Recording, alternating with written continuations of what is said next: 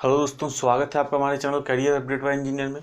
मैं हूं अंजन राज और आज हम लोग पढ़ने वाले हैं टाइप्स ऑफ थ्रेड के बारे में। जैसा कि पिछला लेक्चर जिन लोगों ने अटेंड किया होगा, देखा होगा, उन लोगों को पता चल गया होगा कि थ्रेड क्या होता है, स्टार्ट ऑफ थ्रेड क्या होता है, राइट हैंड थ्रेड क्या होता है, लेफ्ट हैंड थ्रेड क्या होता है। यानी कि थ्रेड से जुड़े जितनी भी बेसिक चीज़ें थीं, जितने भी भाग थे, major diameter, minor diameter, flank, crest, root, pitch diameter, जो भी चीज़ें आपको एग्जाम में ज़रूरी थी वो मैंने पिछले लेक्चर में पढ़ाई थी।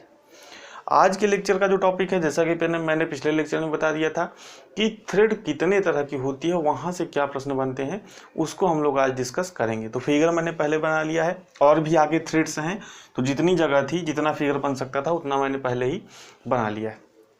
अब देखिए, ये वीडियो स्टार्ट करने से पहले मैं आपको बता दूं कि जो आज हमारा लेक्चर नंबर 28 है, इसके पहले 27 लेक्चर हो चुके हैं। ठीक है, तो अगर आप फिटर से जुड़े किसी भी कंपटीशन की तैयारी कर रहे हो, कोई स्पेसिफाइड नहीं होता भाई कि एनसीएल के लिए क्लास है, यूपी आर्मी के लिए क्लास है और सीटीआई के एंट्रेंस एग्जाम के लिए क्लास है। जो फिटर का मेनली जो मेन सिलेबस है, थोड़ा बहुत सिलेबस में चेंज होगा, यानी कि यूपीआरएल के सिलेबस में 1-2 चैप्टर ऐड कर देगा, 1-2 चैप्टर निकाल देगा, यही काम एनसीएल के साथ करेगा। लेकिन जो बेस है, जो पूरा सिलेबस है फिटर का, वो तो वही रहेगा। तो आप किसी भी एग्जाम की तैयारी कर रहे हो, ये जो क्लासेज हैं आपको हेल्प करेंगी। ठीक है, तो अगर आप पुराने लेक्चर्स देखना चाहते हैं तो आपको डिस्क्रिप्शन बॉक्स में लिंक मिल जाएगा फिटर थियरी फुल कोर्स के नाम से। ठीक है, फिटर थियरी फुल कोर्स के नाम से आपको डिस्क्रिप्शन बॉक्स में लिंक मिल जाएगा, तो आप जाके प्रीवियस क्लासेस देख सकते हैं। साथ ही टेलीग्राम ग्रुप का लिंक मिल जाएगा। हमारे जो टेलीग्राम ग्रुप का नाम है, मैं लिख नहीं रहा हूँ क्योंकि जगह नहीं है, टेलीग्राम ग्रुप का नाम है फिटर टेक। तो आप उस ग्रुप को भी ज्वाइन कर लीजिए, तो वहाँ पे आप क्विज में पार्टिसिपेट कर सकते हैं। साथ ही जो भी मटेरियल होगा मैं आपको पीडीएफ के फॉर्म में प्रोवाइड करने की कोशिश करूँगा। अब आइए देखते हैं टाइप्स ऑफ थ्रेड। तो कल के लेक्चर में ही मैंने इसीलिए आपको बताया कि कल वाला लेक्चर आपने नहीं देखा तो आप जाके देखिएगा, तभी चीज़ें आपको अच्छे से समझ में आएंगी। कल के लेक्चर में ही मैंने बता दिया था कि जो टाइप्स ऑफ थ्रेड होते हैं उसको मुख्यतः कितने भागों में बांटते हैं, 2 भागों में। पहला क्या होता है, स्क्वायर थ्रेड, और दूसरा होता है वी थ्रेड। अब स्क्वायर थ्रेड के अंदर हमारा कौन कौन सा थ्रेड आता है? स्क्वायर थ्रेड के अंदर हमारा आता है स्क्वायर थ्रेड आता है, एग्मे थ्रेड आता है, बटरेस थ्रेड आता है और नकल थ्रेड आता है। यानी कि स्क्वायर थ्रेड को 4 भागों में हम लोग डिवाइड करते हैं। ठीक है, एग्मे थ्रेड क्या होता है? एक स्क्वायर टाइप का थ्रेड होता है। बटरेस थ्रेड क्या होता है? एक स्क्वायर थ्रेड होता है। इसी तरह नकल थ्रेड क्या होता है? नकल थ्रेड जो होता है वो भी एक स्क्वायर थ्रेड होता है। इसी तरीके से वी थ्रेड को हम लोग 6-7 भागों में बांटते हैं। 2 मैंने बनाए हैं, जैसे BSW हो गया, BSF हो गया, BSP हो गया, BA हो गया, यानी कि British association thread, British standard fine thread, British standard Whitworth thread, ठीक है, अमेरिकन थ्रेड, मीट्रिक थ्रेड। तो इस तरह से वी को कई भागों में बांटते हैं, यानी कि जो वी थ्रेड है उसको कई भागों में बांटते हैं। तो सबसे पहले हम लोग देखेंगे स्क्वायर थ्रेड। तो पहले नंबर पर आप डाल लीजिए, आपको देखिए नोट्स में क्या लिखना है। नोट्स में आपको सबसे पहला जो हेडिंग बनाना है वो क्या है? Square thread. नोट्स में आपको सबसे पहले डालना है square thread, types of square thread. मैं बताता जा रहा हूँ, जैसे वैसे लिखिए, टाइप्स ऑफ स्क्वायर थ्रेड, और उसमें पहले नंबर पे लिखिए स्क्वायर थ्रेड। ठीक है,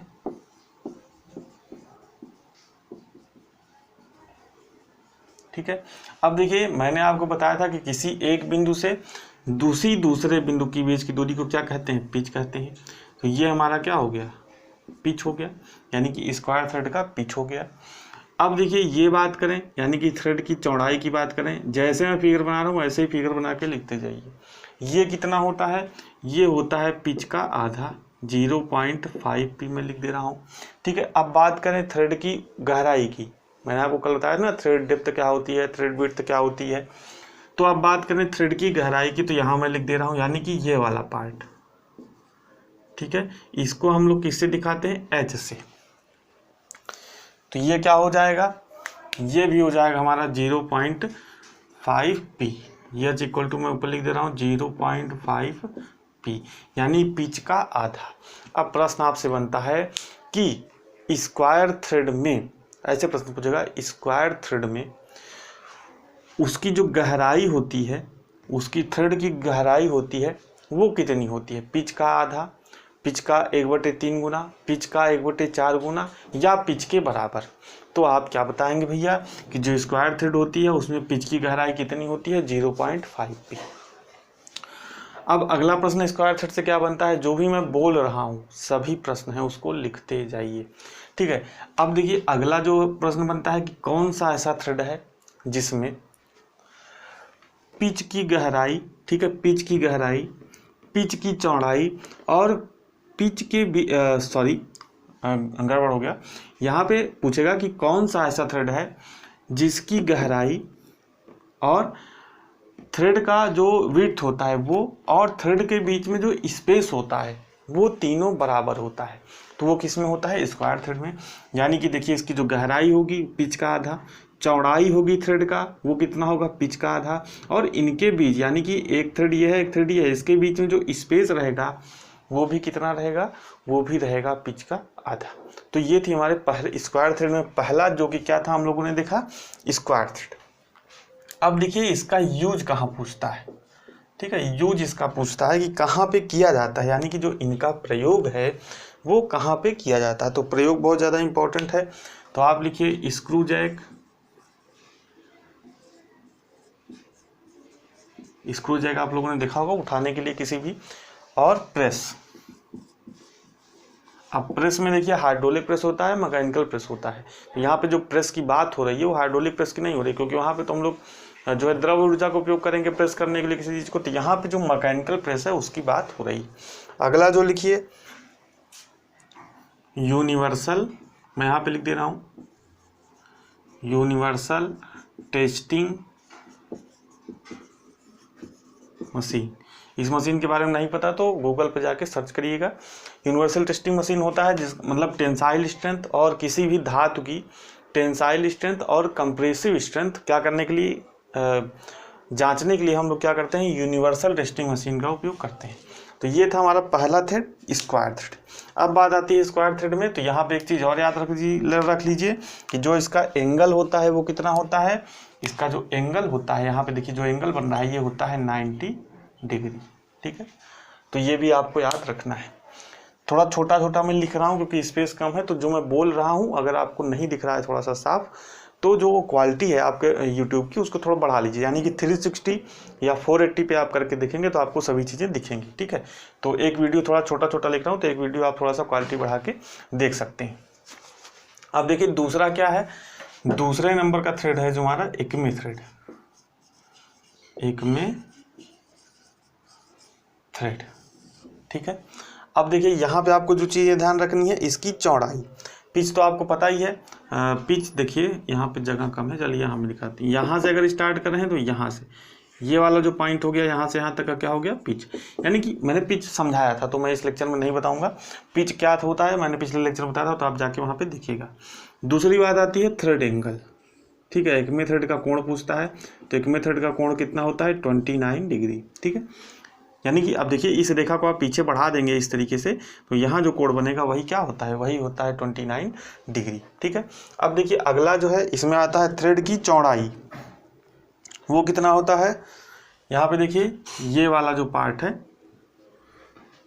यहाँ पे ये देखिए ये जो चौड़ाई है, यानी कि जो इसकी एज की ये यहाँ से यहाँ तक की जो चौड़ाई है वो कितना होती है, वो होती है T = 0.37 पी। यानी कि पिच में हम लोग क्या कर दें, पिच में हम लोग 0.37 से मल्टीप्लाई कर दें तो ये हमें क्या मिल जाएगी, ये हमें मोटाई थ्रेड की मिल जाएगी या चौड़ाई मिल जाएगी। अगला जो आता है एच, अगला जो क्या आता है, अगला आता है एच, कि एच इक्वल टू कितना होता है। एच मतलब डेप्थ, ये जो गहराई है ये वाली, इसको हम लोग किससे दिखा रहे हैं, इसको हम लोग दिखा रहे हैं एच से। तो एच इक्वल टू कितना हो जाएगा, 0.5 पी प्लस 0.25 mm, ठीक है। कितना हो जाएगा 0.5 पी प्लस 0.25 mm। तो जो एकमे थ्रेड से आपको बात याद रखनी है वो इतनी बात आपको याद रखनी है कि भैया इसकी अगर थ्रेड की ये चौड़ाई पूछे, यहाँ पे एज की मोटाई पूछे तो कितना हो गया, T = 0.37 पी, थ्रेड एंगल कितना हो गया 29 डिग्री, पिच ये हो गया, हाइट इतना हो गया। अब जो अगला वो आता है इसका यूज का। तो आपको सभी को इसका यूज पता है, कहाँ किया जाता है, लीड स्क्रू में। तो यूज यहाँ पे लिखिए लेथ मशीन के लीड स्क्रू में। ठीक है, अब देखिए यहाँ से जो यही चैप्टर मैं पढ़ा रहा हूँ यानी कि टाइप्स ऑफ थ्रेड का, इसके लास्ट में भी आपको 8-10 नोट्स भी मैं लिखाऊंगा। ठीक है, तो जो चीज़ें यहाँ पे नहीं समझ में आ रही हैं वो जब मैं नोट्स के माध्यम से आपको लिखाऊंगा तो आपको चीज़ें यहाँ पे समझ में आ जाएंगी। अब देखिए ये तीसरे नंबर का जो थ्रेड है, ये हम लोग अभी जितने थ्रेड के बारे में पढ़ रहे हैं ये सभी क्या हैं, ये सभी हैं स्क्वायर थ्रेड। तीसरे नंबर का जो थ्रेड है इसे हम लोग कहते हैं बटरेस थ्रेड। ठीक है, अब देखिए बटरेस थ्रेड का एंगल कितना होता है, इसको आप सिंपली कुछ ना करिए, सिंपली इसको ऐसे यहाँ पे बढ़ा लीजिए और ये जो सीधा है इसको यहाँ पे कर लीजिए। तो यहाँ पे जो ये एंगल बनेगा ये कितना होगा, ये होगा 45 डिग्री। ये कितना हो जाएगा, ये हो जाएगा 45 डिग्री। अब बात करते हैं अगले चीज़ों की। ये जो चौड़ाई है ये कितनी है, तो ये है यानी कि T इक्वल टू आप लिख लीजिए 0.125 पी। ठीक है, T इक्वल टू कितना हो गया 0.125 पी। अब बात कर लेते हैं हाइट की, तो H इक्वल टू कितना हो गया, H इक्वल टू हो गया 0.75 पी। ठीक है, H इक्वल टू कितना हो गया, H इक्वल टू हो गया 0.75 पी। यहाँ से एक प्रश्न और बनता है कि कौन सा ऐसा थ्रेड है जिसकी एक साइड का एंगल 90 डिग्री होता है और अदर साइड का जो एंगल होता है वो 45 डिग्री होता है। तो देखिए यहाँ पे एक साइड, ये वाली जो साइड है इसका देखिए एंगल इसके साथ कितना बना रही है, 90 डिग्री बना रही है। ठीक है, और ये वाली जो साइड है ये देखिए कितना एंगल बनाएगी यहाँ पे 45 डिग्री का। ठीक है, तो एक साइड इसकी 45 डिग्री का एंगल बनाती है और एक साइड 90 डिग्री का एंगल बनाती है। लेकिन अगर आपसे प्रश्न में पूछे कि बटरेस थ्रेड का कोण कितना होता है, बटरेस थ्रेड का एंगल कितना होता है, तो आपको क्या बताना है, 45 डिग्री। अब देखिए इसके यूज की बात आती है तो जगह बहुत कम हो गई है। ठीक है, मुझे लगा था कि मैं इन सब चीज़ों को लिख दूंगा आसानी से, चलिए कोई बात नहीं, आप इसका यूज लिख लीजिए। नकल थ्रेड को काट के हम लोग थोड़ा सा छोटा कर देते हैं। ठीक है, नकल थ्रेड का हम लोग 2 पॉइंट ही बना देते हैं। ठीक है, तो यूज लिखिए, ये बटरेस थ्रेड का जो यूज लिखिए, मुख्यतः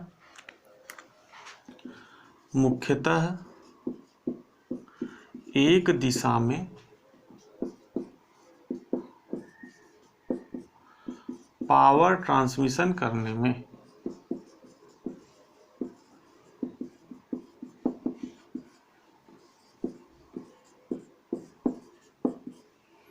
एग्जाम्पल में लिखिए आप कहाँ पे की उपयोग किया जाता है। उपयोग जो है इन सभी थ्रेड्स का जो है बहुत ही ज़्यादा इंपॉर्टेंट है, उपयोग ही सबसे ज़्यादा पूछता है।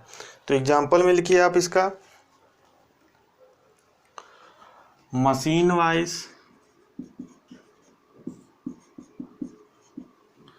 बेंच वाइज, मैं बोल रहा हूँ अगर आपको बहुत छोटा दिख रहा है तो आप सुन के लिख लीजिए, बेंच वाइज रैचेट। ठीक है, जो हमारा रैचेट होता है। उसके बाद लिखिए पावर प्रेस। ठीक है, उसके बाद लिखिए क्विक रिलीज वाइस। ठीक है, तो इतना उपयोग आप इसका लिख लीजिए और कारपेंटर वाइस भी लिख लीजिए। जगह मेरे पास नहीं है, आपके पास तो होगा नोट्स में, तो यहाँ पे लिख लीजिए कारपेंटर वाइस, यानी कि जो कारपेंटर वाइस उपयोग करता है मुख्यतः कौन सी वाइस उपयोग करता है, लेग वाइस उपयोग करता है। कारपेंटर कौन सा वाइस उपयोग करता है, लेग वाइस उपयोग करता है। तो कारपेंटर वाइस में भी इसका उपयोग किया जाता है, किसका, बटरेस थ्रेड का। और आपको याद रखना है कि पावर ट्रांसमिशन दोनों दिशाओं में कर सकते हैं लेकिन एक ही दिशा में किया जाता है, यानी कि बटरेस थ्रेड वहाँ पे उपयोग किया जाता है, समझिए, जहाँ पे एक ही दिशा में ज़्यादा लोड होता है। जैसे अगर हमने क्या किया, वाइस से कोई चीज़ कस दिया तब उसके ऊपर ज़्यादा लोड है। ठीक है, लेकिन जब हमने उसको ढीला कर दिया तो क्या थ्रेड के अपोजिट साइड में कोई लोड पड़ रहा है, नहीं। एक ही दिशा में जब हम टाइट करेंगे कोई भी चीज़ वाइस से तभी उस पर लोड पड़ेगा। तो एक ही दिशा में जहाँ ज़्यादा लोड पड़ता है वहाँ पे क्या उपयोग किया जाता है, वहाँ पे बटरेस थ्रेड का उपयोग किया जाता है। ये पॉइंट आप ध्यान रखिएगा। अब देखिए चौथे नंबर पे क्या आता है, नकल थ्रेड। नकल थ्रेड। ये भी एक स्क्वायर थ्रेड का ही प्रकार है। स्क्वायर थ्रेड में कौन कौन सा आता है ध्यान रखिएगा भैया, एक स्क्वायर थ्रेड हो गया, एक एक्मे थ्रेड हो गया, एक बट्रेस थ्रेड हो गया और एक नकल थ्रेड हो गया। अब देखिए वियर एंड टियर से बचाने के लिए एक बात मेरे माइंड से स्लिप कर गया था। ये जो एक्मे थ्रेड है ये क्या होता है, स्क्वायर थ्रेड का मॉडिफिकेशन होता है। ठीक है, एक्मे थ्रेड क्या होता है, स्क्वायर थ्रेड का मॉडिफिकेशन होता है। देखिए ये स्क्वायर थ्रेड है हमारा। अब यहाँ पे देखिए, यहाँ पे जो इस थ्रेड की पूरी चौड़ाई हो क्या है, सभी जगह एक समान है, सभी जगह क्या है एक समान है। लेकिन यहाँ पे एक्मे थ्रेड हम लोग क्या करते हैं, जो नीचे है यानी कि देखिए ये वाली जो चौड़ाई है उसको क्या कर देते हैं, बढ़ा देते हैं। ये वाली जो चौड़ाई है इसको बढ़ा देते हैं। तो इसको जब बढ़ाने से क्या होता है, थिकनेस बढ़ाने से या चौड़ाई बढ़ाने से जो उसकी स्ट्रेंथ है थ्रेड की वो बढ़ जाती है। तो यानी कि पहले ऐसा थ्रेड था तो इसको मॉडिफाई करके यानी कि अधिक लोड ले सके, अधिक स्ट्रेंथ इसमें आ सके, इसके लिए हम लोगों ने क्या बनाया, इसके लिए हम लोगों ने एक्मे थ्रेड बनाया। ठीक है, अब देखिए नकल थ्रेड क्या होता है, जहाँ पर बहुत ज़्यादा वियर एंड टियर होता है, ठीक है, उसको हम लोग रोकने के लिए क्या कर देते हैं, इसके जो सिरे होते हैं इसको क्या कर देते हैं, इसको अर्ध गोलाकार कर देते हैं यानी कि वृत्ताकार कर देते हैं। तो देखिए यहाँ पे देखिए सभी चीज़ों को, ये क्या हो गया, यहाँ से यहाँ तक की दूरी क्या हो गई, पिच हो गई, सिंपल सी बात है। यहाँ पे आपको याद रखना ये रेडियस यानी कि कितना आर्क हो जो होता है वो लगाया जाता है, कितने रेडियस इसका कितना होता है, यानी कि वृत्त है तो इसमें त्रिज्या कुछ ना हो कुछ होगी, रेडियस कुछ ना कुछ होगा, तो वो आर की वैल्यू कितने होती है, बहुत ज़्यादा पूछा गया है। तो आर की वैल्यू होती है 0.25 पी यानी कि पिच का 1/4 गुना। बहुत ज़्यादा इंपॉर्टेंट प्रश्न है, प्रश्न पूछा गया है कि नकल थ्रेड में आर की वैल्यू कितनी होती है। तो नकल थ्रेड में आर की वैल्यू कितनी होती है, 1/4 इंटू पी या आर इक्वल टू होता है 0.25 पी। अब बात कर लेते हैं यहाँ पे हाइट की, ठीक है, यानी कि यहाँ पे एच की वैल्यू कितनी होती है, तो एच की वैल्यू यहाँ पे होती है 0.5 पी, 0.5 पी। ठीक है, यहाँ पे जो है पिच की वैल्यू कितनी होती है, यहाँ पे जो हाइट की वैल्यू जो वैल्यू होगी वो होगी 0.5 पी। अब ये वाला फिगर मैं इरेज कर दे रहा हूँ, इसको हम लोग बाद में देख लेंगे क्योंकि सभी चीज़ें आ नहीं पाएंगी। देखिए तो नकल थ्रेड का आपको क्या लिखना है, नकल थ्रेड का आपको यूज लिखना है। तो यहाँ पे यूज लिखिए, यूज में लिखिए रेलवे कैरिज, रेलवे कैरिज, ठीक है, या रेलवे कैरिज कपलिंग आप लिख लीजिए, रेलवे कैरिज कपलिंग, ये तीनों एक ही उसमें है। ठीक है, रेलवे कैरिज कपलिंग यानी कि रेलवे में पार्टों को जोड़ने के लिए, डिब्बों को आपस में जोड़ने के लिए किसका उपयोग किया जाता है, कैरिज को जोड़ने के लिए किसका उपयोग किया जाता है, नकल थ्रेड को। क्योंकि ये थ्रेड क्या होती है, पहले से ही जो है वृत्ताकार होती हैं, तो इनका जल्दी खराब नहीं होती हैं। और इन सब थ्रेड्स में क्या होगा कि इसका ये ऊपर वाला पार्ट जब बहुत जल्दी घिस जाएगा तो ये हमारी थ्रेड क्या हो जाएंगी, खराब हो जाएंगी। तो ये थ्रेड जहाँ लोड वाले चीज़ें होती हैं वहाँ पर उपयोग किया जाता है। जैसे लिखिए रेलवे कैरिज,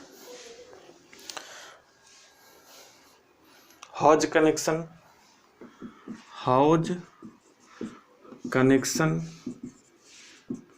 ठीक है, बोतल के सिरों पर, बोतल की सिरों पर यानी कि बोतल है, कोई हमारे पास बोतल है तो उसके सिरों पर जो थ्रेड बनी होगी वो कैसा होगा, नकल थ्रेड। आप लोगों ने देखा भी होगा, वो किसी भी बोतल को लेकर देख लीजिएगा, जो बोतल के सिरों पर क्या होती है, नकल थ्रेड होती है।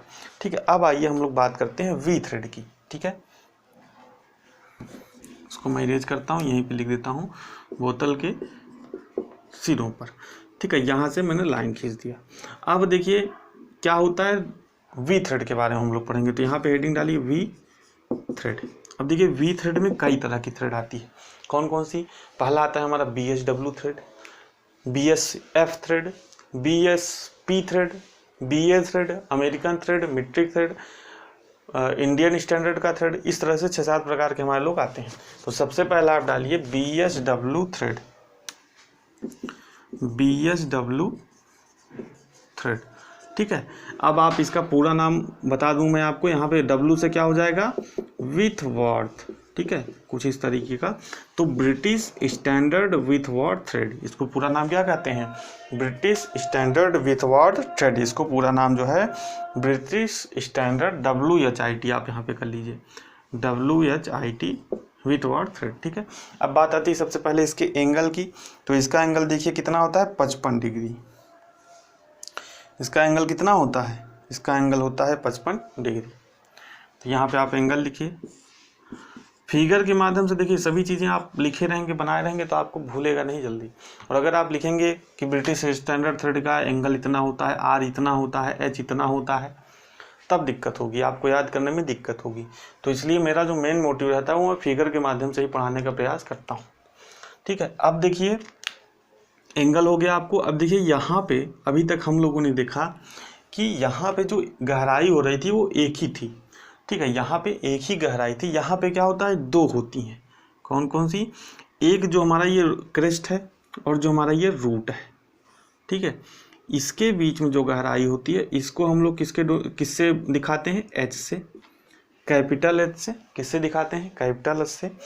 और ये जहाँ पे ये आर्क लगा है, ठीक है, अब देखिए आर्क लगाने का मतलब क्या है, या ये हमारी जो थ्रेड है इसको हम लोग क्या कर देते हैं, यहाँ से इस तरीके का कुछ बना देते हैं। ठीक है, जिससे क्या हो, वियर एंड टियर ना हो। यानी कि ऐसे भैया अगर एकदम नुकीला रहेगा तो बहुत जल्दी हमारा थ्रेड खराब हो जाएगा। तो हम क्या कर देते हैं, उसमें थोड़ा सा उसको मोड़ देते हैं। देखिए कुछ ऐसा कर देते हैं। ठीक है, तो एक तो हो गई वो वाली गहराई जो क्रेस्ट से रूट के बीच में ली जाएगी, और एक होगी जहाँ पे ये हमारा मुड़ा रहेगा, यहाँ पे यानी कि जहाँ पे ये आर्क लगा रहेगा वो वाली गहराई। उसको हम लोग किससे डोनेट करते हैं, उसको हम लोग स्मॉल h से डोनेट करते हैं। और स्मॉल h को हम लोग क्या कहते हैं, वास्तविक गहराई, और h को क्या कहते हैं, गहराई। यानी कि h को हम लोग क्या कहते हैं, थ्रेड डेप्थ, और जो ये कैपिटल H है इसको हम लोग क्या कहते हैं, थ्रेड डेप्थ, और जो स्मॉल h है इसको क्या कहते हैं, एक्चुअल थ्रेड डेप्थ। यानी कि H का मतलब गहराई हो गया, नॉर्मल गहराई, और जो स्मॉल h है इसका मतलब क्या हो गया, वास्तविक गहराई। यानी कि चूड़ी की जो वास्तविक गहराई है वो कितनी है। तो दोनों वैल्यूज़ आप लिखेंगे, यहाँ पे लिखेंगे आप h की वैल्यू, और यहाँ पे आप लिखेंगे स्मॉल h की वैल्यू। अब मैं आपको पहले ही बता दूँ, ये मैं आपकी जानकारी के लिए बता दे रहा हूँ। जो कैपिटल H की वैल्यू है, जो आपके लिए इंपॉर्टेंट है एग्जाम की दृष्टि से, वो क्या है, वो स्मॉल h है। स्मॉल h मतलब वास्तविक गहराई आपके लिए क्या है, इम्पॉर्टेंट है। तो लिखिए यहाँ पे स्मॉल h इक्वल टू कितना हो गया, 0.64 p। यानी कि पिच में हम लोग क्या कर दें, 0.64 से मल्टीप्लाई कर दें तो वही हमारी क्या हो जाएगी, वही हमारी हो जाएगी वास्तविक गहराई। और देखिए पिच क्या होगा, यहाँ से क्रेस्ट तक की दूरी अगर हम ले लें तो वही क्या हो जाएगा, पिच। कैपिटल H लिखिए, कैपिटल H हमारा 0.96 p। कैपिटल H कितना है हमारा, कैपिटल H है 0.96 p। अब देखिए यहाँ पे एक चीज़ और है, एक नई चीज़ आ जाती है वी थ्रेड में। वो क्या है कि भैया आपने यहाँ पे कुछ आर्क लगाया है ना, कुछ इसको मतलब किसी न किसी आर्क लगा के इसको एक डिजायर्ड हो, मतलब एक निश्चित वो होगा ना कि आप इसको कितना मोड़ दें। तो यहाँ पे कोई न कोई वैल्यू होगी किसकी, आर की। यानी कि जो ये त्रिज्या है या जो ये आर्क है, इस जो वृत्त बनेगा, अगर हम इसको पूरा घुमा देते हैं कि वृत्त बनेगा, तो इस जो वृत्त की त्रिज्या होगी वो कभी कभी आपसे पूछता है। तो R इक्वल टू आप लिखिए, R इक्वल टू लिखिए 0.1373। ठीक है, 0.13 यहाँ पे हो जाएगा 73। ठीक है, 0.1373 p। यानी कि पिच में हम लोग क्या कर दें, 0.1373 से मल्टीप्लाई कर दें तो क्या मिल जाएगी, हमको R की वैल्यू मिल जाएगी। ठीक है, तो ये था हमारा वी थ्रेड में पहला थ्रेड, जिसे हम लोग क्या कहते हैं, जिसे हम लोग कहते हैं BHW थ्रेड। और इसका उपयोग आप लिख लीजिए नट बोल्ट व पेचों में किया जाता है। ठीक है, इसका उपयोग आप लिख लीजिए, नट बोल्ट व पेचों में इसका उपयोग किया जाता है। तो आप इसका स्क्रीनशॉट चाहें तो ले सकते हैं, हाई क्वालिटी करके स्क्रीनशॉट लीजिएगा, क्योंकि अगर 240 पे लेके करेंगे तो चीज़ें छोटी छोटी लिखी हुई हैं, इसलिए दिखेंगी नहीं। तो जो YouTube में ऊपर आप सेटिंग करके जाएंगे तो वहाँ पे 360 और 480 का आपको ऑप्शन दिया आएगा। तो वहाँ पे 480 में करके अगर आप इसका स्क्रीनशॉट लेना चाहें तो आप इसका स्क्रीनशॉट ले सकते हैं। अब आइए इसको मैं इरेज कर रहा हूँ। अब यूज मैंने आपको बता दिया कि BHW थ्रेड का लिख लीजिए, किसमें किया जाता है, नट बोल्ट व पेचों में किया जाता है, नट बोल्ट व पेचों में किया जाता है। तो इतनी चीज़ें हमको पढ़नी है, यानी कि वास्तविक गहराई पढ़नी है, थ्रेड का एंगल पढ़ना है, उस थ्रेड का उपयोग कहाँ पे किया जाता है ये पढ़ना है, ठीक है। आर की वैल्यू अगर है उसमें तो आर की वैल्यू पढ़नी है। तो यही सब चीज़ें आपसे नॉर्मली थ्रेड में पूछा जाता है। बाकी जो कुछ चीज़ें और पूछा जाता है उसको मैं नोट के माध्यम से आपको अभी लिखाऊंगा लास्ट में, ठीक है। तो परेशान होने की बिल्कुल ज़रूरत नहीं है।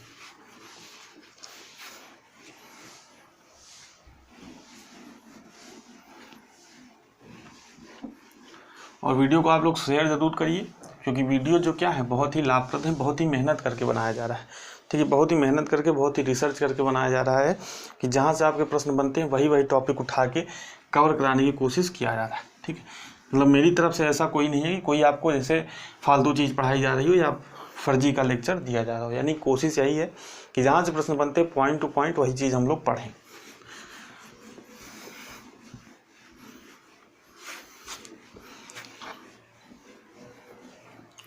चलिए आइए अब देखते हैं, जो बी थ्रेड है उसमें हम लोगों ने BHW थ्रेड पढ़ लिया। अब हम लोग पढ़ते हैं BSF थ्रेड, ठीक है। अब हम लोग क्या पढ़ेंगे, अब हम लोग पढ़ेंगे BSF थ्रेड। तो दूसरा आप हेडिंग डाल लीजिए BSF थ्रेड। अब थोड़ा सा स्पेस मिला है तो पूरा चीज़ लिखेंगे। तो यहाँ पे आप लिखिए ब्रिटिश स्टैंडर्ड फाइन थ्रेड, यानी कि इसका पूरा नाम क्या है, ब्रिटिश स्टैंडर्ड फाइन थ्रेड। देखिए इसमें और BHW थ्रेड में सभी चीज़ें क्या होती हैं, लगभग समान होती हैं, ठीक है। कुछ इस तरह का होता है थ्रेड। अब थोड़ा मैं जल्दी जल्दी पढ़ाऊँगा, ठीक है। और जल्दी जल्दी पढ़ाऊँगा तो फिगर भी अच्छा नहीं बनेगा, वैसे भी ड्राइंग बहुत अच्छी नहीं है, ठीक है। तो यहाँ पे देखिए एंगल पहला कितना हो गया, एंगल हो गया 55 डिग्री। जल्दी जल्दी बस लिखते जाइए, ठीक है। R इक्वल टू कितना हो गया 0.1373 P। H इक्वल टू की बात करें तो H इक्वल टू हो गया 0.6403 P, ठीक है। ये सभी प्रश्न है आपसे पूछे जाते हैं।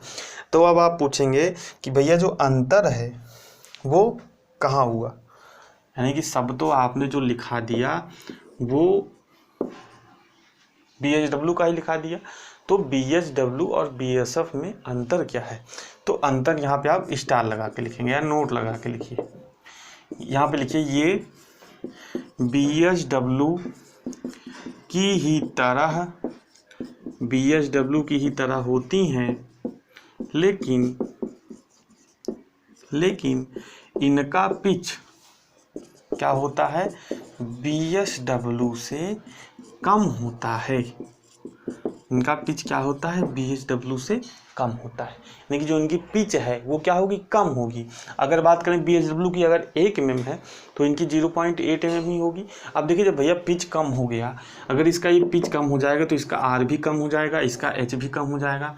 R क्या है, मैंने अभी आपको बताया कि इस थ्रेड को क्या कर देते हैं, थोड़ा सा सर्कुलर कर देते हैं, जिससे जल्दी इसमें घिसे ना, जल्दी वियर एंड टियर ना हो। तो अब अगर भैया इसका पिच कम हो गया तो इसका R भी कम हो जाएगा ना, H भी कम हो जाएगा ना, तो सभी वैल्यूज़ क्या हो जाएंगी, बदल जाएंगी ना। तो यही अंतर होता है BHW और BSP थ्रेड में। इसका उपयोग लिखिए,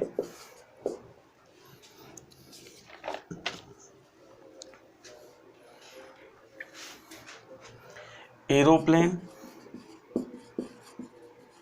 ठीक है। बहुत चीज़ें जो यूज है आपको एक बुक में मिलता भी नहीं है, कई बुक्स देखना पड़ता है, कई सवाल लिखने पड़ते हैं। तो इसीलिए मैंने आपको कहा कि ये जो सभी चीज़ें हैं वो बहुत ज़्यादा मतलब मेहनत करके बनाई जा रही हैं, जो भी पढ़ाई जा रही हैं काफ़ी मेहनत से निकाल के इन चीज़ों को पढ़ाया जा रहा है। एरोप्लेन, ऑटोमोबाइल और फाइन मैकेनिज्म में किया जाता है, ठीक है। यहाँ पे इंपॉर्टेंट करके लिखिए, यहाँ पे ये इसी में BSF थ्रेड में इनका उपयोग वहाँ किया जाता है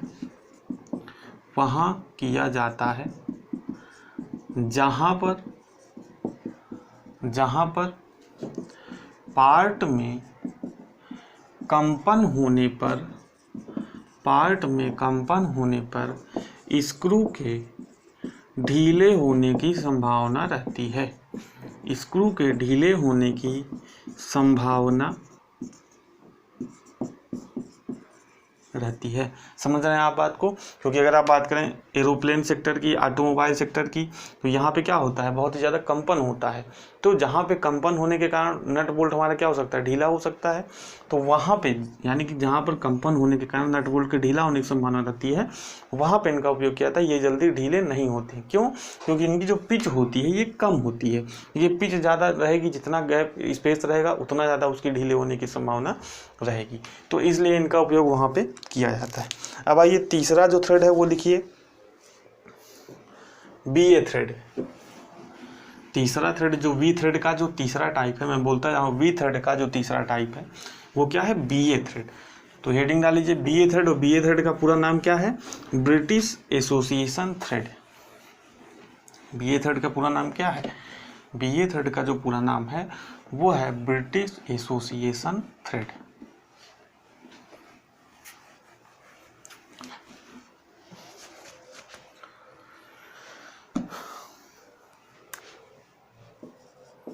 BA थ्रेड, ठीक है, ब्रिटिश एसोसिएशन थ्रेड, ठीक है। बना लीजिए फिगर। V थ्रेड में देखिए सब में V आकृति रहेगी, इसी तरह की आकृति रहेगी सब में। यहाँ पे भी देखिए इस तरह का होता है, आर्क लगा होता है, यानी कि मुड़ा हुआ होता है थ्रेड। एक्चुअल में जो थ्रेड होता है वो ऐसे ही होता है। अब बात पूछता है इसकी एंगल की, तो एंगल कितना होता है, 47.5 डिग्री। बहुत ज़्यादा इंपॉर्टेंट है कि ब्रिटिश एसोसिएशन थ्रेड का जो एंगल होता है वो कितना होता है, 47.5 डिग्री। H लिख लीजिए इसमें, H इक्वल टू हो जाएगा 1.136 P। स्मॉल h लिखिए, यानी कि वास्तविक गहराई लिखिए। मैं जल्दी चीज़ों कर रहा हूँ क्योंकि इसमें आपको बहुत ज़्यादा कुछ समझना नहीं, यानी कि कुछ टेक्निकल चीज़ें नहीं है। मैंने आपको पहले ही समझा दिया कि कैपिटल एच क्या है, स्मॉल एच क्या है। ये जो आर है, ये जिस रेडियस में ये मुड़ा हुआ है उसके जो क्रेस्ट और रूट हैं वो है। तो वो इसमें कुछ समझना तो है नहीं, टेक्निकल चीज़ें हैं नहीं, बस आपको वैल्यूज याद रखनी है और वैल्यूज़ को याद रखना है, ठीक है। और एच हमारा क्या हो गया, ये हमारा हो गया कैपिटल एच, ठीक है, ये मैंने आपको पहले ही बताया। और ये वाला यहाँ से जो जाएगा ये क्या हो गया, स्मॉल एच, यानी कि वास्तविक गहराई। और देखिए आपको इसमें क्या याद रखना है, यहाँ पे अगर ये दूरी आपसे सेपरेट पूछ ले कि ये वाली दूरी कितनी है, यानी कि ये जो क्रेस्ट है और यहाँ से जो ये आर्क लगा हुआ है, अगर ये वाली दूरी पूछ ले तो कितनी है, तो ये होती है h 0.23, लिख लीजिए 0.236h। इसको कुछ नाम दीजिए, इसको x का नाम दे दीजिए। तो x इक्वल टू कितना हो जाएगा, x इक्वल टू हो जाएगा 0.236h, ठीक है। यही सेम नीचे भी हो जाएगा, यानी कि यही सेम क्या हो जाएगा, यही यहाँ पे नीचे भी हो जाएगा। यानी कि y इसको अगर इक्वल टू दे दें तो y equal to x equal to 0.236h, यानी कि 0.236 में ये जो कैपिटल H है, कैपिटल H कितना है 0.136p। तो आप इसको दूसरे टर्म में भी लिख सकते हैं, कन्वर्ट कर सकते हैं। यहाँ पे हो जाएगा 0.236 इंटू H की वैल्यू देखिए क्या है, H की वैल्यू ये है 1.136p। तो जो भी पिच होगा उसको आप यहाँ पे रख देंगे तो x की वैल्यू, ये वाली वैल्यू आपको मिल जाएगी। अब बात करते हैं इसके यूज की, इसका उपयोग कहाँ पे किया जाता है। तो यूज में लिखिए, use in small equipment,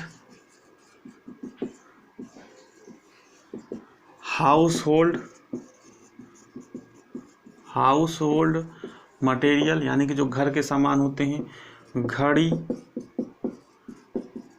camera, यानी कि कैमरे में अगर कोई थ्रेड है, रेडियो,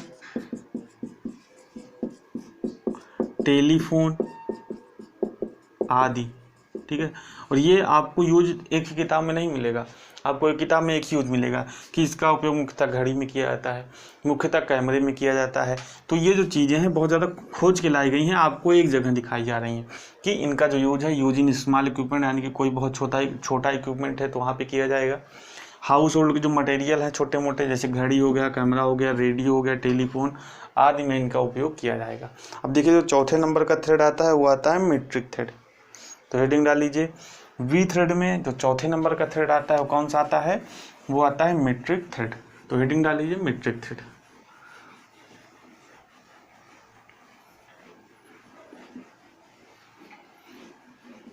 बहुत ज़्यादा कुछ है नहीं इसमें, जो चीज़ें मैं बता रहा हूँ आपको वही याद रखनी है, ठीक है। बाकी आप अपने से पढ़ना चाहें बुक वगैरह से, तो जो ये टॉपिक के बारे में और भी कुछ अगर हो तो बहरहाल कुछ बचा नहीं है, मैं अपनी तरफ से पूरा पढ़ा ही देता हूँ, तो आप पढ़ सकते हैं।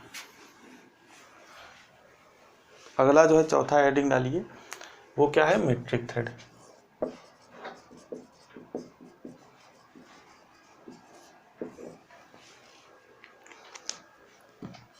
इसका भी फिगर वैसा ही है, इसको थोड़ा बड़ा ऐसे बना लीजिए,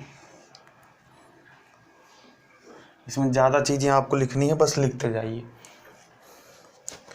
यहाँ पे देखिए, यहाँ पे जो आर्क नहीं लगा रहता है यहाँ पे, यानी कि जो इसके क्रेस्ट और रूट होते हैं गोलाई में नहीं होते हैं, वो कैसे होते हैं, चपटे रहते हैं, वो इस तरीके से रहते हैं, ठीक है। तो आपको ये बात याद रखनी है। अब बात कर लेते हैं इसके एंगल की। तो एंगल कितना होता है, 60 डिग्री। जल्दी जल्दी बस इसको लिखते जाइए। ये हमारा क्या हो गया, ये हो गया एच, ठीक है। यहाँ पे देखिए ये वाली जो, यानी कि अब कट कर दिया भैया, तो यहाँ पे क्या बन गई, एक तरह से प्लेन सतह बन गई। जो इसकी चौड़ाई होगी ये क्या हो जाएगी, ये हो जाएगी p/8, यानी कि पिच में हम लोग क्या करते हैं 8 से डिवाइड कर दें।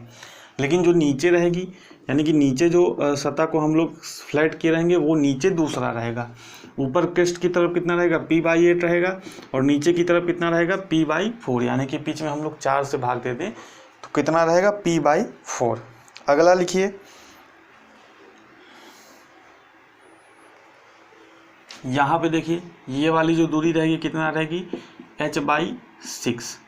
ये वाली जो दूरी रहेगी कितना रहेगी, h/4, ठीक है। ये वाली दूरी कितनी रहेगी, h/4, ठीक है। अगला लिखिए, ये दूरी जो रहेगी कितना रहेगी, ये रहेगा 5/8h, ये टोटल h है। जैसे मैंने अभी आपको पिछले उसमें बताया था, पिछले वाले थ्रेड में, ये दूरी यानी कि कैपिटल एच को हम लोग 6 से डिवाइड कर दें तो ये वाली दूरी आएगी, बीच वाली दूरी आएगी 5/8h, और ये दूरी कितना आएगी, h/4। जबकि स्मॉल एच की बात करें तो स्मॉल एच कितना हो जाएगा, 0.6134p, यानी कि वास्तविक गहराई कितनी हो जाएगी, 0.6134p। तो ये आपको याद रखना है। यूज में लिख लीजिए, इसके यूज में लिख लीजिए, general purpose of screw. Screw के जनरल पर्पज में इसका उपयोग किया जाता है, मीट्रिक थ्रेड का उपयोग किया जाता है। अगला थ्रेड आप लिखिए, इंडियन स्टैंडर्ड थ्रेड। अगला जो थ्रेड लिखिए वो लिखिए इंडियन स्टैंडर्ड थ्रेड। यह आपके लिए थोड़ा सा इंपॉर्टेंट है, जिसमें आप इंपॉर्टेंट चाहें तो लगा सकते हैं, ठीक है। अगला जो थ्रेड लिखिए वो लिखिए Indian standard thread.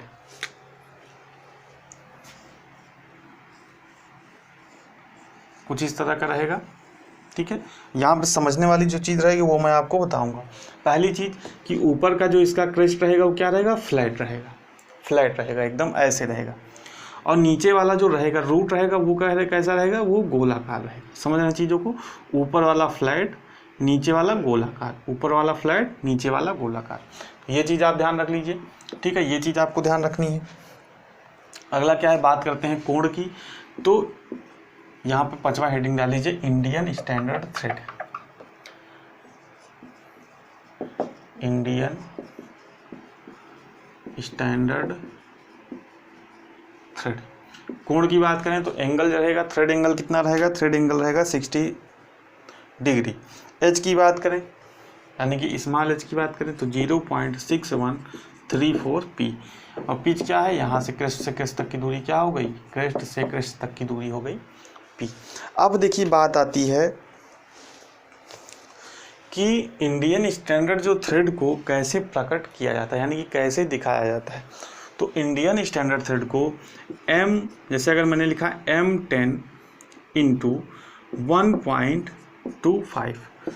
Indian thread को कैसे दिखाया जाता है, यानी कि जो इंडियन स्टैंडर्ड की थ्रेड है उसको कैसे दिखाया जाता है, उसको दिखाया जाता है M10 इंटू 1.25। 10 क्या है, डायामीटर, ठीक है, थ्रेड का डायामीटर। 10 क्या है, थ्रेड का डायामीटर, अभी मैं बताऊंगा कौन सा है। और 1.25 क्या है, पिच, बहुत ही इंपॉर्टेंट चीज़ है ये पिच।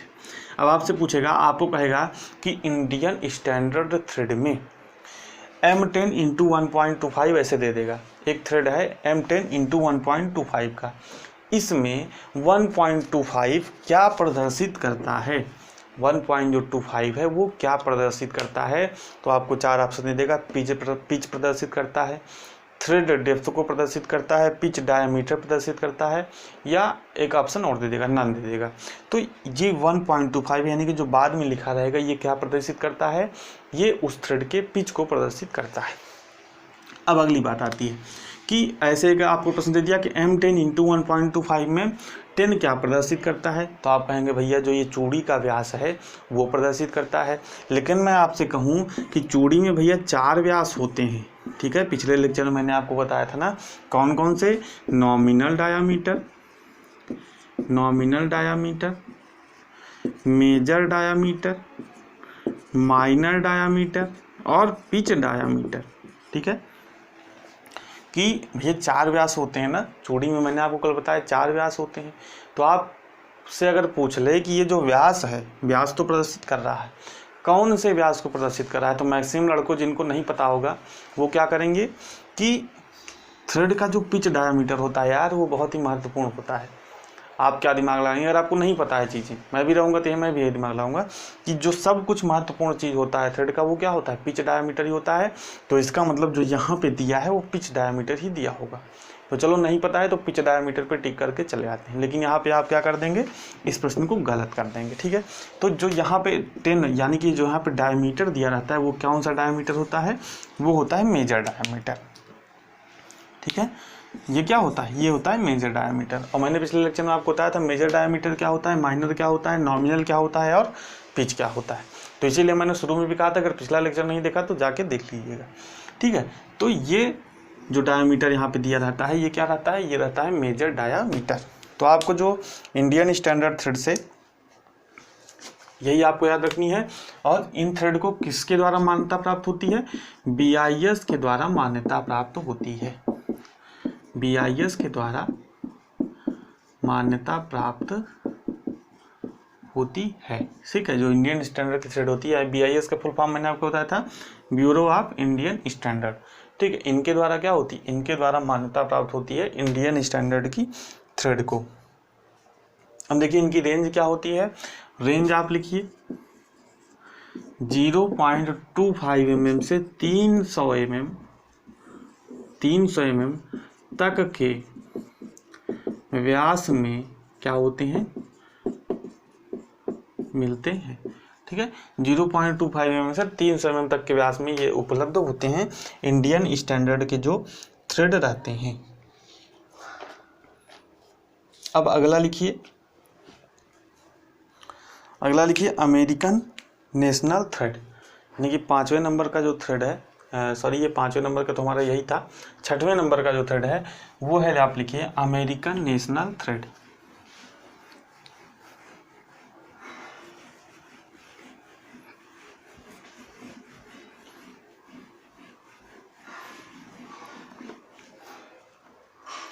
छठवें नंबर का थ्रेड लिखिए अमेरिकन नेशनल थ्रेड। अब सबसे ज़्यादा इम्पोर्टेंट थ्रेड है कि इन्हें किस नाम से और जाना जाता है, तो इन्हें सेलर थ्रेड के नाम से भी जाना जाता है, सेलर थ्रेड, ठीक है। बहुत ज़्यादा इंपॉर्टेंट क्वेश्चन है कि आपको ऑप्शन देगा कि अमेरिकन थ्रेड है, जो प्रश्न पूछा गया मैं सेम वही प्रश्न बता रहा हूँ, आपसे पूछा गया है अमेरिकन थ्रेड है, फिर नीचे ऑप्शन दे दिया metric thread, BSW thread, BSP thread, seller thread. तो अमेरिकन थ्रेड कौन सा है, सेलर थ्रेड। अगला प्रश्न क्या बनता है कि अमेरिकन नेशनल थ्रेड को और किस नाम से जानते हैं, तो और किस नाम से जानते हैं, सेलर थ्रेड के नाम से जानते हैं। अब देखिए अमेरिकन नेशनल थ्रेड है क्या, तो भैया जैसे इंडिया ने अपना एक स्टैंडर्ड बना दिया, ठीक है, हर देश का अपना एक अलग स्टैंडर्ड होता है इन सभी चीज़ों का, ठीक है। तो अमेरिका ने अपना एक स्टैंडर्ड बनाया है, यानी कि जो अमेरिका में थ्रेड्स मिलेंगी उसी स्टैंडर्ड के हिसाब से मिलेंगी। अमेरिका में जो थ्रेड की या स्क्रू पे या नट पे जो भी थ्रेड की मैन्युफैक्चरिंग होगी वो उसी स्टैंडर्ड को फॉलो करते हुए होगी। जबकि जो इंडियन स्टैंडर्ड की बात करें तो इंडिया में जो मैन्युफैक्चरिंग होगी थ्रेड की किसी स्क्रू पे, किसी बोल्ट पे या किसी नट पे, वो उसी स्टैंडर्ड को फॉलो करते हुए होगी। उसी तरह अमेरिका में अगर कोई कंपनी बनाती है, थ्रेड बनाती है किसी स्क्रू पे, किसी नट पे, तो वहाँ की सरकार की जो गाइडलाइन है, अमेरिकन नेशनल की जो गाइडलाइन है थ्रेड की, उसको वो फॉलो करेगी। तो अलग अलग देश का अलग अलग थ्रेड होता है इस तरीके से। तो इसे हम लोग क्या बोलते हैं, इसे हम लोग बोलते हैं अमेरिकन नेशनल थ्रेड। तो पहला प्रश्न यहाँ से बनता है कि इसे किस नाम से जाना जाता है, इसे सेलर थ्रेड के नाम से जाना जाता है। ये भी आप लिख लीजिए कि ये थ्रेड अमेरिकन मशीनों में पाई जाती है, अमेरिकन मशीनों में पाई जाती है, क्योंकि यहाँ वहाँ वही थ्रेड बनती है, अमेरिकन मशीनों में पाई जाती है, ठीक है। एंगल वगैरह आप देखिए, एंगल क्या होता है इसका, एंगल होता है 60 डिग्री, ठीक है, मैं बना दे रहा हूँ।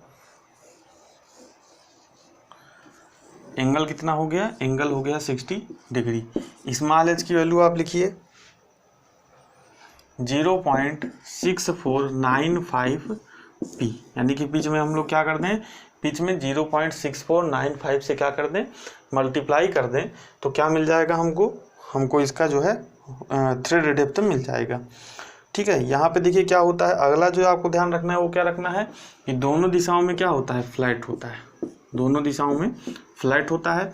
फ्लैट की बात करें अगर विड्थ की, W इक्वल टू कितना हो जाएगा 0.125 पी, नहीं कि जो फ्लैट है ये वाला देखिए, इसकी जो चौड़ाई है वो कितनी है, W इक्वल टू कितना हो गया 0.125 पी, यानी कि पिच में हम लोग 0.125 से गुणा कर दें तो हमको इसकी वो जो है चौड़ाई मिल जाएगी। तो इसमें दो तरह की होती हैं थ्रेड, कोर्स होता है, फाइन होता है, ठीक है, दो तरह की थ्रेड होती है। कोर्स वाले का उपयोग कहाँ पे किया जाता है, साधारण कार्यों के लिए, साधारण कार्यों के लिए, और फाइन वाले का उपयोग कहाँ पे किया जाता है, जहाँ पर कंपन क्या होता है, अधिक होता है, कंपन अधिक होता।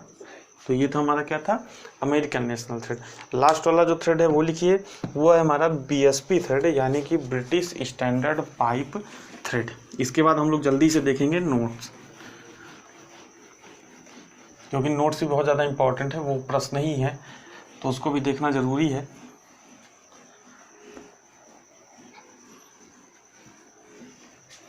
ठीक है, तो देखिए इतना थ्रेड आपको कोई पढ़ाता नहीं है, लेकिन मैं सभी चीज़ों को पढ़ा दे रहा हूँ कि कहीं से भी प्रश्न पूछे तो आप क्या कर ले जाएं, प्रश्नों को कर ले जाएं। तो अगला लिखिए 7वां और लास्ट है हमारा BSP थ्रेड। BSP का मतलब क्या हो गया, ब्रिटिश स्टैंडर्ड पाइप थ्रेड, ठीक है। इसका फिगर देखिए क्या है,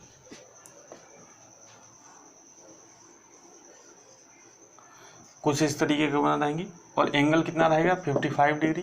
सभी वैल्यूज आप लिखिए, H इक्वल टू क्या रहेगा 0.6403 पी, ठीक है। R इक्वल टू कितना रहेगा 0.1373 पी, ठीक है। R मतलब क्या, जो यहाँ पे आर्क लगा रहेगा, ठीक है, जिस पे क्या किया रहेगा, इनको मोड़ा रहेगा थ्रेड्स को, ठीक है। अब अगला देखिए, अब अगला सवाल फिर आपके मन में उठेगा कि भैया ब्रिटिश स्टैंडर्ड विथवार्ड थ्रेड में भी यही बताया, BSF में भी यही बताया, R और H और एंगल उंगल सब एक ही है, तो अंतर कहाँ पे आता है, तो अंतर आता है यहाँ पे लिखिए, नोट लगा के आप लिखिए, यहाँ पे आप नोट लगा के प्रश्न ही लिख लीजिए, नोट लगा के यहाँ पे प्रश्न लिखिए, पाइप थ्रेड दूसरी आकार की, पाइप थ्रेड दूसरी आकार की चूड़ियों से भिन्न कैसे हैं, दूसरी आकार की चूड़ियों से भिन्न कैसे हैं, यानी कि जो इसके साथ की चूड़ियां हैं, जो ब्रिटिश स्टैंडर्ड की चूड़ियां हैं, जैसे BA थ्रेड हो गया, BHW थ्रेड हो गया, BSF थ्रेड क्या हो गया। तो इसमें आप लिखिए प्रति फुट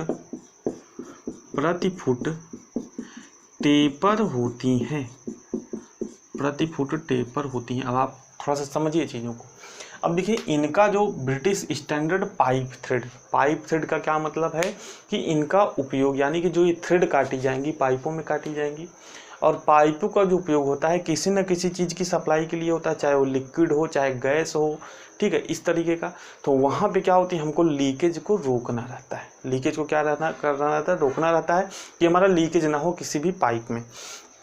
तो यहाँ पे जो हम लोग थ्रेड काटते हैं वो क्या आते हैं, थोड़ी सी टेपर में काटते हैं, यानी कि थ्रेड टेपर में काटने का मतलब यह है कि शुरू में थ्रेड थोड़ा पतली रहेगी, उसके बाद मोटी होती जाएगी, उसके बाद क्या होती जाएगी और मोटी होती जाएगी। तो इस तरीके से, यानी कि इस मान लीजिए कोई इधर होल है, जब हम इस थ्रेड को उसमें कसेंगे, यानी कि उस पाइप को उसमें कसेंगे, तो ये थ्रेड पूरी तरीके से क्या कर लेंगी, उस जो हमारा ज्वाइंट रहेगा उसको लीक प्रूफ स्वतः ही बना देंगे, क्योंकि किस में कटी है, टेपर में कटी है। सीधी रहेंगी तो लीकेज का एक चांस है, लेकिन अगर टेपर प्रति फुट में क्या होता है, टेपर बना होता है, जिसके कारण क्या होती है, एकदम लीक प्रूफ ज्वाइंट ये जो हमारी थ्रेड है बना देती हैं। और इसीलिए इसका उपयोग पाइप वगैरह में किया जाता है। तो उपयोग लिख लीजिए,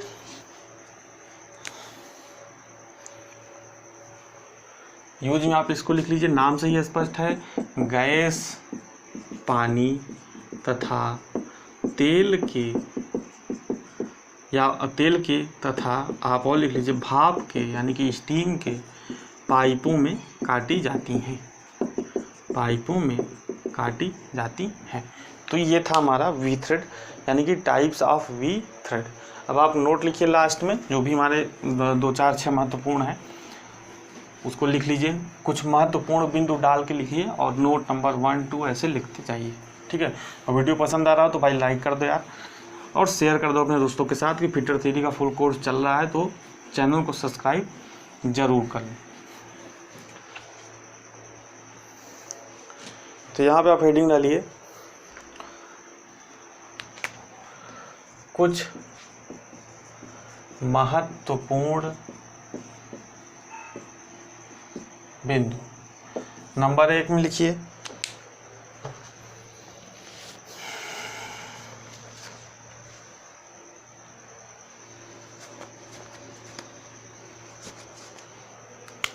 वर्गाकार चूड़ी किस पर नहीं पाई जाती है, किस पर नहीं पाई जाती है। अब देखिए नोट्स के माध्यम से मैं चीज़ें लिखा रहा हूँ, लेकिन जो चीज़ें पढ़ाई बहुत ज़्यादा इंपॉर्टेंट है, जैसे और नोट में नहीं लिखा रहा हूँ, ठीक है। जैसे आपसे पूछेगा कि स्क्रू थ्रेड की गहराई कितनी है, तो 0.5 पी, यानी कि पिच का आधा। कौन सा ऐसा थ्रेड है जिसमें क्या होती है, थ्रेड की चौड़ाई, थ्रेड के बीच गैप और थ्रेड की गहराई तीनों बराबर होते हैं, तो कौन सा हो गया, स्क्वायर थ्रेड। तो इस तरीके के प्रश्न मैं नहीं लिखा रहा हूँ, लेकिन जो चीज़ें मैंने बताई उससे आप समझ गए होंगे। वर्गाकार चूड़ी किस पर नहीं पाई जाती, तो यहाँ पे आप लिखिए मशीनी औजारों का आवरण तंत्र, ठीक है, यानी कि जो मशीन टूल का जो फीड मैकेनिज्म होता है। जैसे अगर आप बात करें लेथ की, तो लेथ में एप्रन होता है, एप्रन में पूरा लेथ का फीड मैकेनिज्म लगा होता है। तो आप लोग यहाँ से व्हील घुमाते हैं तो कैरिज आगे चलता है, क्रॉस स्लाइड चलता है, तो वहाँ पे जो पावर का ट्रांसमिशन होता है किसके माध्यम से, स्क्रू के माध्यम से, थ्रेड के माध्यम से।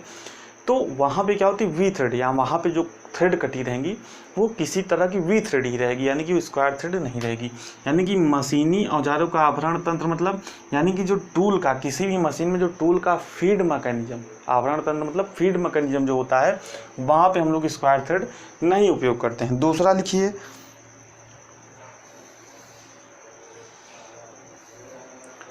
लिखिए नकल थ्रेड का रूट व क्रेस्ट का रेडियस होता है। कितना होता है, मैंने आपको पहले बताया था 1/4 पी, यानी कि पिच का 1/4। अगला लिखिए नोट नंबर 3, चूड़ी की व्यास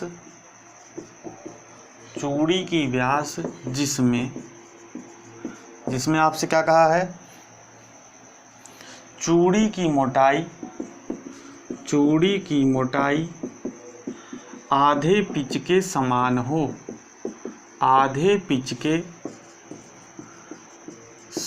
हो, उसे हम लोग क्या कहते हैं, उसे हम लोग कहते हैं पिच व्यास, यानी कि पिच डायामीटर। ठीक है, ये सभी चीज़ें मैंने आपको, पिच डायामीटर क्या होता है मैंने बताया था। चौथा लिखिए, metric thread angle. Metric thread का एंगल कितना होता है, कई बार पूछा गया है तो नोट में लिख लीजिए 60 डिग्री। पांचवा लिखिए, स्क्रू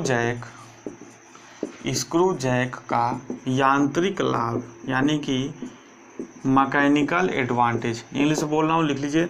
स्क्रू जैक का मैकेनिकल एडवांटेज यानी कि यांत्रिक लाभ कितना होता है, 2πl/पिच। ये प्रश्न जो है मैंने कल टेलीग्राम ग्रुप में क्विज कराया था, उसमें पूछा भी था। ठीक है, तो बहुत लोग नहीं कर पाए थे, तो ये मैं लिखा दे रहा हूँ कि स्क्रू जैक का यांत्रिक लाभ, और सभी पूछे गए प्रश्न हैं।